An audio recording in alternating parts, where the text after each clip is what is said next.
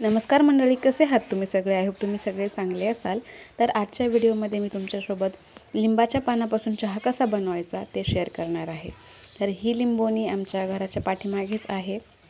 तर तिथे गेले होते सकाळी आणि पानं तोडून घेतली. आज स्पेशल असा लिंबाच्या पानाचा चहा बनवायचा आहे म्हणून मी इकडे पानं तोडून घेते.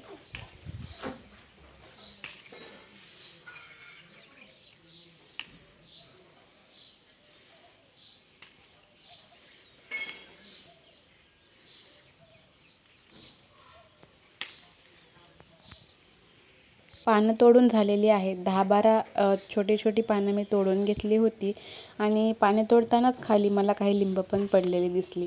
पिवळी जर्द अशी लिंब जी पिकून खाली गळून पडली होती.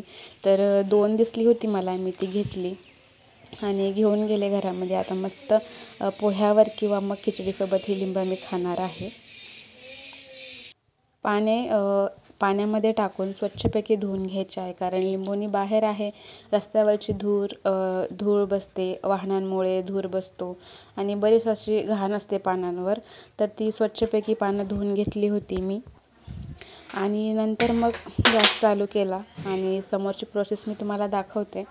ॲज युज्युअल जसं आपण चहा बनवतो तशाच पद्धतीने चहा बनवायचा आहे.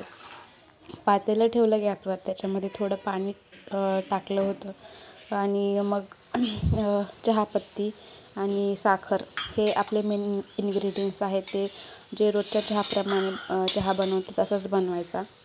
साखर मी 2 चमचे घातली आहे. तुम्ही तुमच्या आवडीनुसार कमी जास्त साखर करू शकता.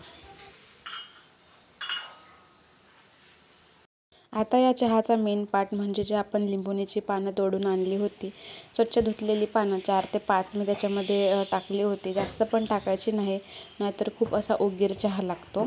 4 ते 5 पुरेशी आहेत पानं. आणि पानं टाकल्याच्या नंतर 2 मिनटं असा मस्त खळखळ चहा उकळू द्यायचा आहे आपल्याला. एकदा का चहा उकळला की त्याच्यामध्ये दूध टाकायचं. दूध टाकल्यावर या पानांमुळे दूध फाटेल असं काही होत नाही. चहा खूप छान होतो. दूध टाकल्याच्या नंतर अजून 2 मिनटं त्याला चांगली उकळी येऊ द्यायची आहे.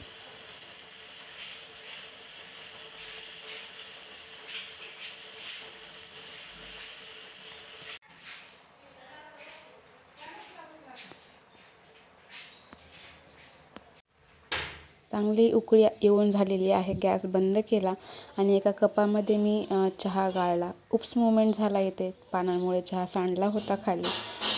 तर अशा प्रकारे मी चहा ओतून घेतला. तुम्ही बघू शकता किती छान कलर आला आहे. आणि कलर तर नॉर्मलच असतो, पण ह्याची चव खूप वेगळी लागते.